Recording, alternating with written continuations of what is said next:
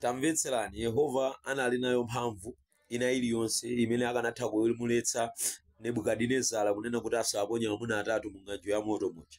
Shadraki, Meshaki ndi Abedenego anaponyedwa mu ng'anjo ya moto. Yehova anali nayo mphamvu yakualetsa asilikali ya Nebukadinezara kuti asaponye amuna atatu amene wa mu ng'anjo ya moto.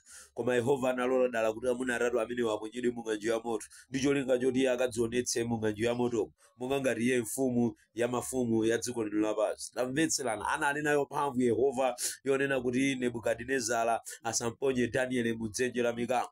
Koma Yehova analola dala kuti Danieli aponyedwe mu dzenje la mikango ndi cholinga choti iyeyo akadzionetse mu dzenje la mikango. Kotero Yehova natseka pakamwa pa mikango, kotero mikango sinakhalenso ndi mphamvu yomuwononga Danieli. Yehova anadzionetsa yekha mu dzenje la mikango. Tamvetserani, Yehova anadzionetsa yekha mu ng'anjo ya moto, kotero moto somalawi ena aliwonse sanakhale ndi mphamvu pa amuna atatu amenewo. Yehova anali nayo mphamvu yoletsa kuti chipona Goliath asamenyane ndi Davide, fika Davide anali wang'ono, koma Yehova analola dala kunena kuti Davide akafikenso pamene popona akachallenjana ndi chipona Goliath ndi cholinga choti iyeyo akadzionetse pa nkhondo imeneyi. Ngakhale Davide anali wochepa maonekedwe, ngakhale Davide anali wopanda mphamvu, inde ngakhale Goliath anali ndi mbiri yoti awononga anthu ambirimbiri, koma Yehova analola dala kunena kuti amuna amenewo akumane ndi cholinga choti iyeyo adzionetsere kuti ndi Mulungu azatheka bwanji. Tamvetserani, Yehova anali nayo mphamvu yakumuletsa Potifara kuti asamponye Yosefe mu ndende yayo, koma Yehova yemwe analola dala kuti Yosefe aponyedwe mu ndende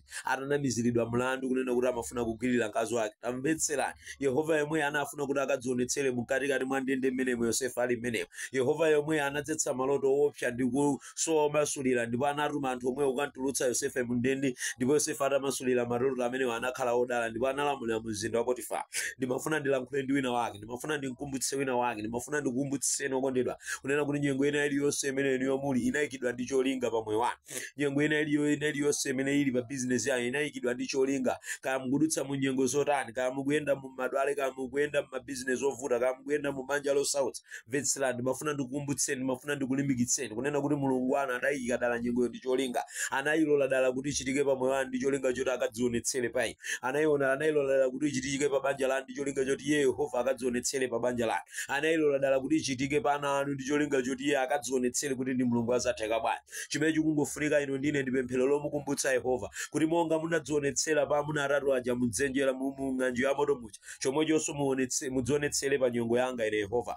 Monga mudadzionetsera nokha mu dzenje la mikango Danieli ataponyedwa, momwemonso mudzionetserenso pa moyo wanga. Monga mudadzionetsera inuyo pa Davide kugonjetsa chipona Goliath, momwemonso mudzionetsere ineyo pa nyengo yanga imene ndili kudutsa. Udzitchula iweyo nyengoyo, Mulungu ali wokonzeka kukugonjetsera china chilichonse, pakuti nyengo ina iliyonse imene Yehova adayika pa iye adayika ndi cholinga, ndipo iye akufuna aonekere mu nyengo imeneyo. Mwa Yesu Khristu wa ku Nazareti, mukhale ndi tsiku lopambana. Ambuye akudalitseni.